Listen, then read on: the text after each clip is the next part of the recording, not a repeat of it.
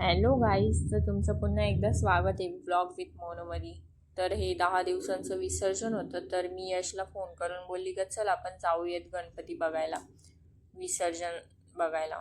तर तो म्हटला ठीक आहे येतो. तो आला, पण तेवढ्यात आमचा सोसायटीचा गणपती निघालेला. मग फुल डान्स वगैरे चाललेलं त्यांचं, ते काही थांबतच नव्हतं.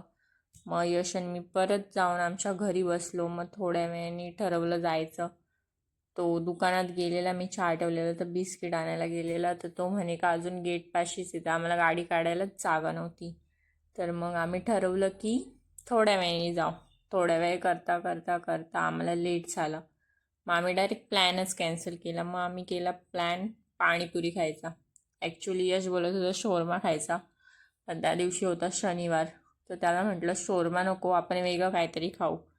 मग त्याच्यावरून फालुद्यावर आलो.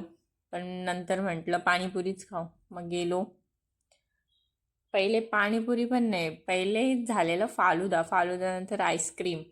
नंतर जाता जाता आम्हाला दिसली फ्रेशियस स्नॅक यांची पाणीपुरी, तर आम्ही मग पाणीपुरी खायचं ठरवलं.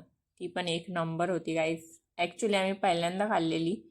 इतके दिवस इकडे राहते पण आम्ही यांची पाणीपुरी कधीच खाल्ली नव्हती, कारण आम्ही मोपाड्या सोडून जातच नव्हतो कुठं.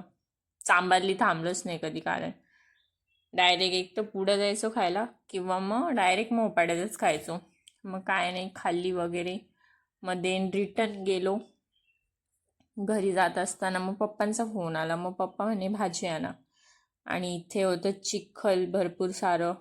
आणि यशच्या ड्रायव्हिंग स्किलवर मला अजिबात भरोसा नसल्यामुळे मी उतरून घेतलं. म्हटलं बाबा तू पहिले गाडी काढ, मग मी बसते. मग काय नाही, आम्ही CBने गेलो.